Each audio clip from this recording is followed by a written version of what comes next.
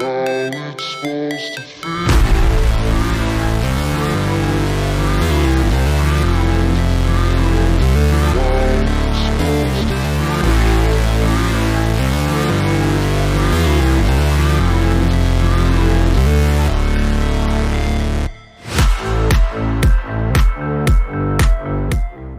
a todos, soy Sergio Ulloa y este es su podcast digno de compartir. Este tercer episodio lo titulé con una pregunta. ¿Vale la pena lo que nos enfocamos? Hace unos días en Facebook vi un post que decía: un día despertarás y no habrá tiempo para hacer las cosas que siempre has querido hacer. Cuando analizas la frase, te das cuenta que tiene mucho sentido. Nuestra vida tiene un inicio y un fin, o como escuché decir a alguien, la vida es sencilla y consta de dos puertas. La de entrada, que es diferente para cada uno de nosotros, desde el país donde nos toca nacer, la familia, nuestros padres, situación socioeconómica, temas de salud, etc. Y la segunda puerta, que es la de salida. Y esa para todos es exactamente igual. El día de nuestra muerte nos vamos a ir solos. Entonces, la vida es un lapso de tiempo para el cual deberíamos elegir hacer aquello que realmente sea importante para nosotros. La pregunta es, ¿vale la pena lo que nos estamos enfocando?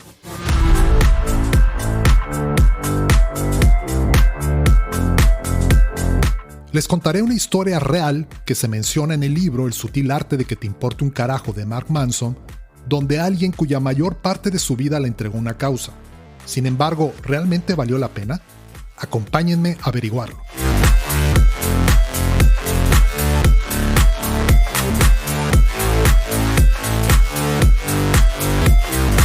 Era finales de 1944 y Japón se encontraba sumamente desgastado después de casi una década de guerra. Lo que había logrado lo estaba perdiendo frente a las fuerzas de Estados Unidos. La derrota se acercaba y parecía inminente. El 26 de diciembre de 1944, el teniente segundo Hiro Onoda del ejército japonés fue enviado a la isla de Lubang, en las Filipinas. Su objetivo era retrasar lo más que pudiera el avance de Estados Unidos y su instrucción, luchar a cualquier costo y jamás rendirse. En febrero de 1945, la isla fue tomada por las fuerzas estadounidenses. La mayor parte de los soldados japoneses se habían rendido o habían caído. Onoda y 3 de sus hombres se escondieron en la jungla. Iniciaron una guerra de guerrillas en contra del ejército norteamericano y de la población local. Medio año después, Estados Unidos lanzó 2 bombas atómicas en Hiroshima y Nagasaki respectivamente. Japón se rindió y terminó la guerra. Muchos soldados japoneses quedaron dispersos en las islas del Pacífico. Onoda seguía escondido y peleando en la jungla sin saber que había terminado la guerra. La existencia de soldados que seguían peleando complicaba mucho la reconstrucción de Asia Oriental, por lo que el ejército estadounidense junto con el japonés lanzaron miles de volantes en toda la región, anunciando que la guerra había terminado y que era tiempo de regresar a casa. Onoda y sus hombres vieron los volantes, pero consideraron que eran falsos, que era una trampa de las fuerzas enemigas. Se mantuvieron escondidos y en la lucha. Pasaron 5 años y la mayoría del ejército de Estados Unidos hacía tiempo había regresado a casa. Hiro Onoda y sus hombres permanecían en la jungla disparando a los granjeros, quemando sus cosechas, o sea, haciendo el trabajo de una guerrilla. Nuevamente, el gobierno filipino lanzó volantes diciéndoles que la guerra había terminado y que habían perdido. Sin embargo, fueron ignorados.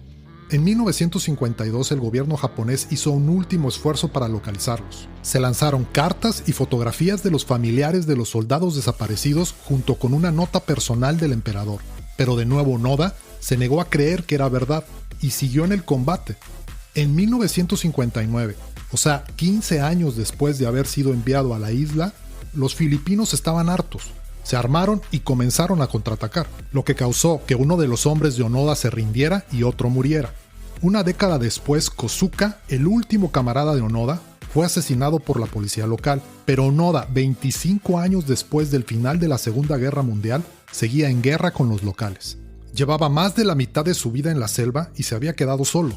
En 1972, la noticia de la muerte del camarada Kosuka llegó a Japón y causó mucho revuelo.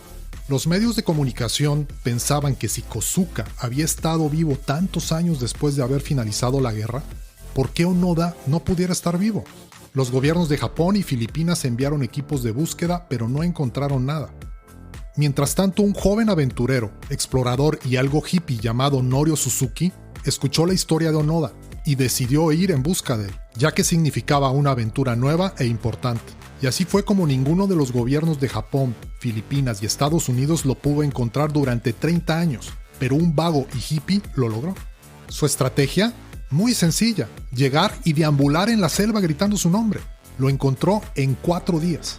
Una vez juntos, Suzuki preguntó a Onoda por qué había decidido quedarse y continuar en la guerra. Muy sencillo, había recibido la orden de nunca rendirse y así se mantuvo al pie del cañón.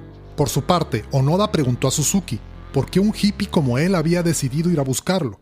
Él le comentó que había dejado Japón en búsqueda de 3 cosas. Primero, el teniente Onoda. Segundo, un oso panda. Y tercero, el abominable hombre de las nieves. Había logrado 2 de sus objetivos: encontrar a Hiro Onoda y al oso panda, pero tiempo después murió en el Himalaya buscando al abominable hombre de las nieves. En sus últimos años, Onoda dijo que no se arrepentía de nada, que había sido un honor dedicar la mayor parte de su vida a un imperio inexistente. Hiro Onoda regresó a Japón en 1974 y se convirtió en una celebridad, solo que al llegar se horrorizó, encontrándose con una cultura capitalista y superficial, que había perdido las tradiciones de honor y sacrificio sobre las que él había sido educado, deprimiéndose más de lo que pudo haber estado todos esos años en la selva.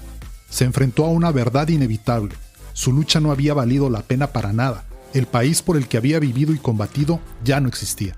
Había desperdiciado 30 años de su vida y se mudó a Brasil, donde permaneció hasta su muerte.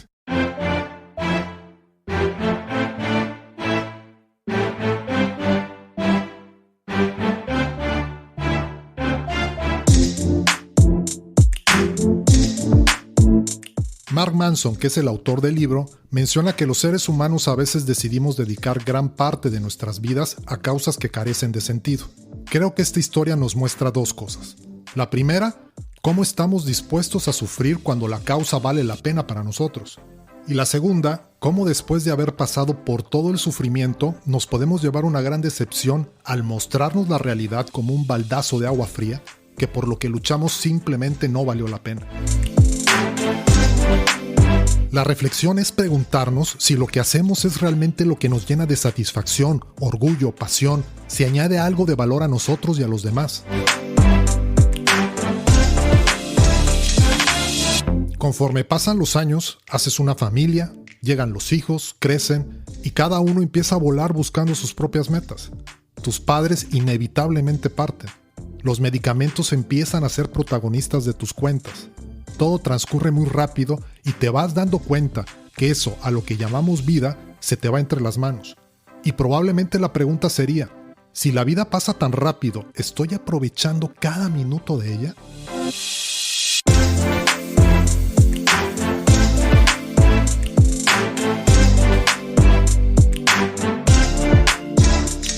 Espero les haya gustado y principalmente que sea digno de compartir para ustedes. Te pido por favor des clic en seguir en la plataforma de tu preferencia y lo califiques con las estrellas que creas correspondientes en caso de permitírtelo, ya que de esa manera me apoyas para que el contenido llegue a más personas. Actualmente lo encuentras en Spotify, Apple Podcasts, Google Podcasts y Amazon Music. Nos escuchamos en un nuevo episodio el próximo viernes. Un abrazo y excelente fin de semana.